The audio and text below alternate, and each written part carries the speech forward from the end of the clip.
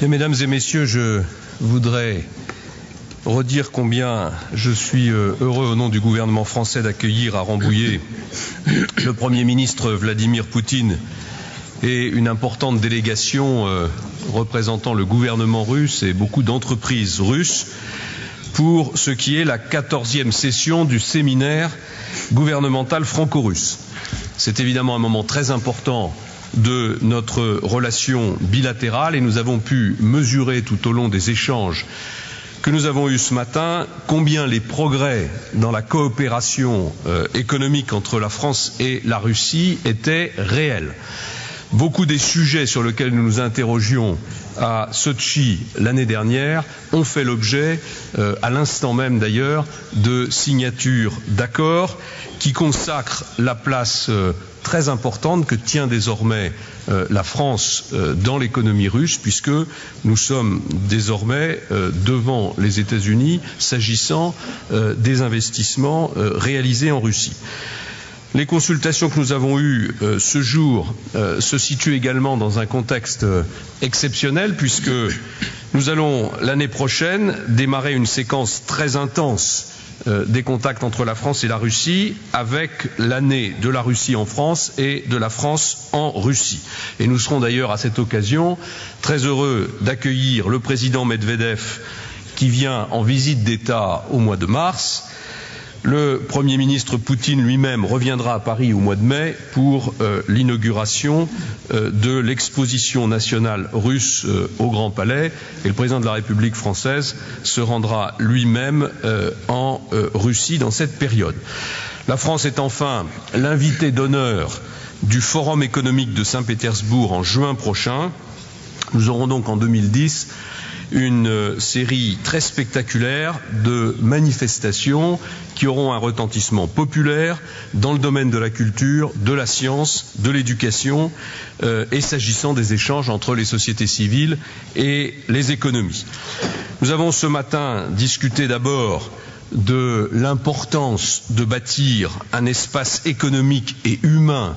qui soit commun à l'Union européenne et à la Russie. Notre objectif, c'est de construire à terme, avec la Russie, un espace fondé sur la liberté complète de circulation des hommes, des biens et des capitaux et des services. Et de ce point de vue, une adhésion rapide de la Russie à l'Organisation mondiale du commerce et la conclusion avec l'Union européenne d'un nouvel accord de partenariat renforcé sont évidemment des étapes indispensables et nécessaires pour réaliser une aussi grande ambition. Je me réjouis d'ailleurs dans ce contexte de la signature à l'instant même d'un accord sur les migrations professionnelles qui doit favoriser une plus grande liberté de circulation des travailleurs entre la France et la Russie. Nous avons également abordé les défis globaux que la France et la Russie doivent affronter ensemble. Je pense d'abord à la question du changement climatique. Nous sommes à quelques jours de la conférence de Copenhague et les échanges très denses que nous avons eus ce matin sur ce sujet nous ont permis de constater que la France et la Russie avaient des positions extrêmement proches sur la manière dont la conférence de Copenhague doit se dérouler et surtout sur l'accord auquel nous devons aboutir. Ces positions sont proches s'agissant des principes, s'agissant de la méthode que nous voulons employer pour arriver à un accord à Copenhague, mais elles se traduisent aussi par des actes très concrets, puisque, comme vous venez de le constater, nous avons ce matin assisté à la signature d'un accord entre une entreprise russe et une entreprise française, en l'occurrence BNP Paribas, pour l'application du protocole de Kyoto. C'est un signal très positif de notre engagement commun de réduire les émissions de gaz à effet de serre. La discussion de ce matin a également montré à quel point la relation bilatérale entre la France et la Russie était extrêmement riche et continuait de se diversifier. Je disais à l'instant à Vladimir Poutine que chaque séminaire franco-russe, je souhaite que la séance de signature d'accord soit de plus en plus longue parce qu'elle est la traduction des partenariats que nous mettons en place. Je veux en citer quelques-uns. S'agissant de l'amélioration de l'efficacité énergétique, sur lequel nous savons qu'il y a beaucoup de progrès à faire en Russie, les projets de Dalkia. Pour la diversification de nos sources et de nos voies d'approvisionnement dans le domaine du gaz, ce qui d'ailleurs va contribuer à renforcer la sécurité énergétique de l'Union européenne, je veux évoquer l'entrée d'EDF dans le projet de gazoduc South Stream et la perspective d'entrée à laquelle nous travaillons de GDF Suez dans le consortium Nord Stream. Sur le développement des infrastructures, le projet d'autoroute Moscou-Saint-Pétersbourg qui vient de faire l'objet d'une signature avec le groupe Vinci, ou encore dans la promotion de nos partenariats industriels et technologiques avec Safran et Thales, ou dans le domaine de l'innovation thérapeutique avec Sanofi. Je veux ajouter, Monsieur le Premier ministre, que ce matin même,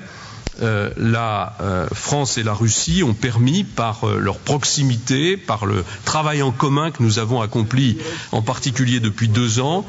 nous avons permis l'adoption par le Conseil des gouverneurs de l'AIEA d'une très importante résolution sur l'Iran.